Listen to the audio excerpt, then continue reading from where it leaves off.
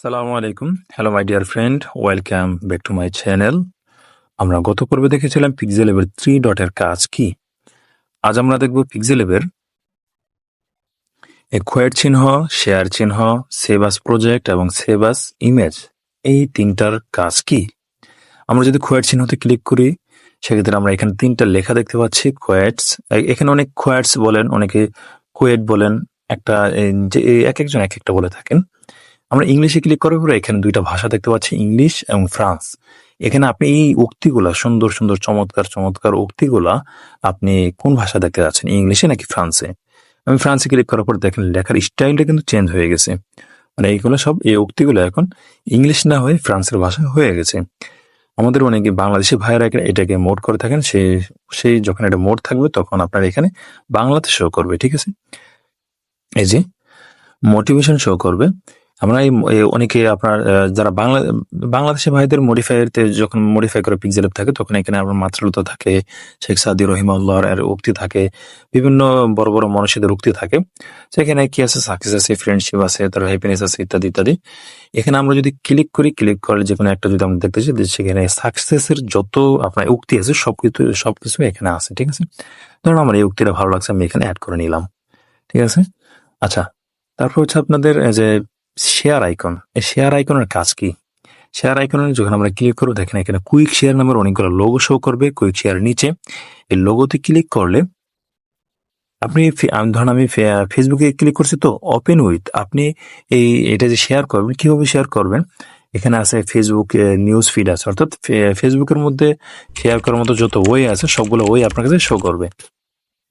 তারপর এখানে আছে হচ্ছে নিচে ডান কর্নারে দেখেন শেয়ার আছে, শেয়ারে ক্লিক করার পর আপনাদের এই উইন্ডোটা আসবে। এই উইন্ডো আসলে এই উইন্ডোর মধ্যে আপনার যত ধরনের অ্যাপ, অর্থাৎ শেয়ার করার মতো যত অ্যাপ আছে, যত ওয়ে আছে, সবগুলো ওয়ে শো করবে, ঠিক আছে।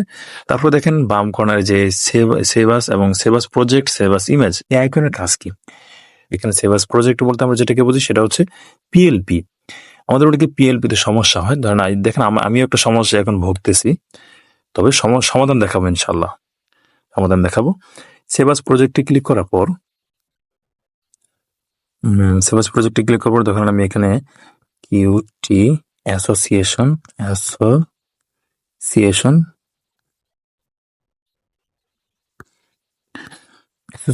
1 দিলাম।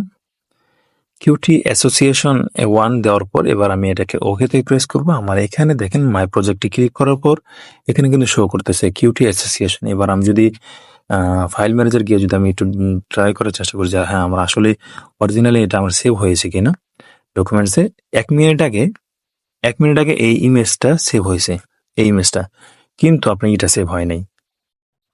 আপনার আমাদের কাঙ্ক্ষিত যে প্রজেক্ট ফাইলটা, পিএলপি ফাইলটা, সেটা শো করে নাই। এটা যদি শো না করে তাহলে তো এটা মহা একটা বিপদে। আচ্ছা, কারোটা যদি এরকম সমস্যা হয় তখন আপনারা কি করবেন, আপনারা এই যে মাই প্রজেক্টে ক্লিক করার পর আপনারা ডিলেট এবং শেয়ার আইকনের যে ডিলেটের পাশে যে শেয়ার আইকন আছে, সেই শেয়ার আইকনে ক্লিক করবেন। এখানে আছে সেভ ইট আস, এটা সেভ হয়ে গেছে, কোন জায়গায় সেভ হয়েছে সেটা কিন্তু এখানে লেখা উঠতেছে। আমরা ওই জায়গায় যদি একটু খোঁজার চেষ্টা করি, এই যে আমি আপনার ইন্টারনাল স্টোরেজে আসলাম। ইন্টারনাল স্টোরেজে আমি যদি ডকুমেন্টে ক্লিক করি, 2 মিনিট আগে একটা সেভ হয়েছে, কিন্তু এখানে দেখেন আমার প্রজেক্ট ফাইলটা কিন্তু তারপরেও কিন্তু শো করে নাই। এটা অনেক পিক্সেল ল্যাবের একটা সমস্যা। মডিফাই কিছু পিক্সেল ল্যাব উল্টাপাল্টা মোড করলে এরকম সমস্যা দেখা দেয়। এটাও আমি নিজে মোড করছি, তবে এটা কিছু করে একটা সমস্যার কারণে এরকমটা দেখা দিতেছে। তখন আমরা কি করব, আমরা এই পিক্সেল অ্যাপ আমরা অন্য একটা পিক্সেল অ্যাপ আমরা ব্যবহার করব। তখন দেখেন এখানে পিক্সেল প্রো নামের একটা অ্যাপ আছে, পিক্সেল প্রো একটা অ্যাপ আছে। তখন আমরা ওইটাতে ক্লিক করবো। ওইটাতে ক্লিক করার পর আমরা যদি এই কাজটাকে, এই প্রজেক্টটাকে যদি আমরা সেভ করার চেষ্টা করি, আমরা মাই প্রজেক্ট আপনার সেভ আস প্রজেক্টে ক্লিক করবো। তারপরে আপনার সেভ আস প্রজেক্টের নাম দিব, আমরা এটা নাম দিব হচ্ছে কিউটি পিক্সেল ল্যাব টিউটোরিয়াল। হ্যাঁ, ওকেতে দিলাম, সেভিং। তারপর দেখেন এখানে কিন্তু সেভ হয়ে গেছে কিউটি পিক্সেল ল্যাব টিউটোরিয়াল। এবার আমরা যদি এটাকে একটু খোঁজার চেষ্টা করি যে আসলে কি আমাদের এটা সেভ হয়েছে কিনা, পিক্সেল ল্যাব, দেখেন এখানে কিন্তু শো করে, এখানে কিন্তু করে না এখনো, মানে আপনার আমাদের যে ফাইলটা, সেই ফাইলটা কিন্তু এখানে আপনার এখনো দেখা যাচ্ছে না, আমাদের পিএলপি ফাইলটা। তবে একটা জিনিস দেখা যাচ্ছে, জাস্ট নাও দেখেন এখানে প্রিসেট নামের একটা ফোল্ডার আছে, সেই ফোল্ডারের ভিতরে দেখেন জাস্ট নাও আরেকটা ফোল্ডার আছে, কিউটি পিক্সেল টিউটোরিয়াল। আমাদের এরকম সেম নামের একটা পিএলপি ফাইল থাকা দরকার, তাই না? পিএলপি ফাইলটা নাই। পিএলপি ফাইলটা আমাদের এখানে সেভ করার জন্য এই দেখেন, যে কোনো পিক্সেল হোক যদি কোনো সমস্যা দেখা দেয়, তাহলে আপনারা এইভাবে কাজ করবেন, ঠিক আছে? ধরুন আপনি সেভ করছেন, সেভ করার পর তারপর আপনি যে এইখানে ক্লিক করবেন, ডিলিটের পাশে যে আইকন আছে শেয়ার আইকন, এখানে ক্লিক করবেন। এখানে ক্লিক করলে দেখেন এটা কিন্তু সেভ, দেখেন এখানে লেখা আছে কোন জায়গায় সেভ হয়ে গেছে।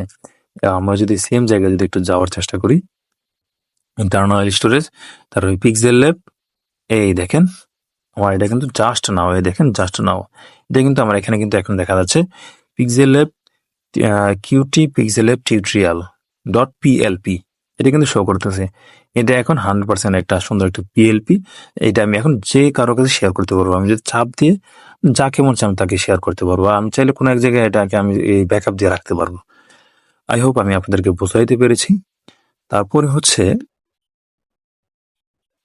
আচ্ছা, যেহেতু আমরা এই সেকশনে আছে, আমরা যদি আরেকটা ধরুন এবার আপনি একদম নতুন, এবার আপনি পিএলপি ফাইল কিভাবে আপনি ইম্পোর্ট করাবেন।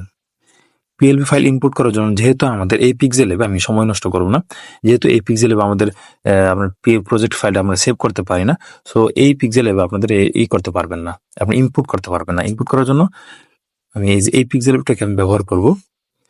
ধরেন আমি এখন কোনো একটা ফাইলে, আপনার যখন আপনি নতুন থাকবেন তখন আপনার মাই প্রজেক্ট নাম্বারে যে এই অপশনটা থাকবে না, তখন আপনি উপরে 3 লাইনে ক্লিক করবেন। এই যে আমরা ওপেন পিএলপিতে ক্লিক করব, তারপর আমরা এই যে এখানে ক্লিক করব, এই যে .plp তে ক্লিক করার পরে আপনার উপরে বাম পাশে যে অ্যারো আছে, সেই অ্যারোতে ক্লিক করে এখানে কোনো লেখা যেন না থাকে, তো তখন আপনি অ্যারোতে ক্লিক করে থাকবেন। এবার আপনি খুঁজেন যে আপনার কাঙ্ক্ষিত যে পিএলপি ফাইলটা আপনি যেটাকে অ্যাড করতে যাচ্ছেন সেটা কোথায় আছে। এটা কি আপনার কোনো ডাউনলোড আছে, নাকি আপনার ধরেন আপনার যদি আপনি ডাউনলোড ফোল্ডারটা খুঁজবেন, ডাউনলোডে দেখেন আমরা কোনো কিছু আছে কিনা। ডাউনলোডে ক্লিক করলাম। ডাউনলোড আমার এখানে যে হেফ কোম্পানি সনদ আপনার ডিজাইনের একটা পিএলপি আছে। আমি চাচ্ছি যে এখানে কোনো একটা, আমি যদি অল পিএলপি ফাইলে যদি ক্লিক করি, তারপর এখানে ফ্যাশন ডিজাইনের আছে, এখানে ফ্যাশন ডিজাইন, কভার ডিজাইন, এখানে আমি যদি ক্লিক করি, ক্লিক করার পর তারপর আপনি ওপেন অ্যান্ড অ্যাড, এখানে আমি ক্লিক করলাম।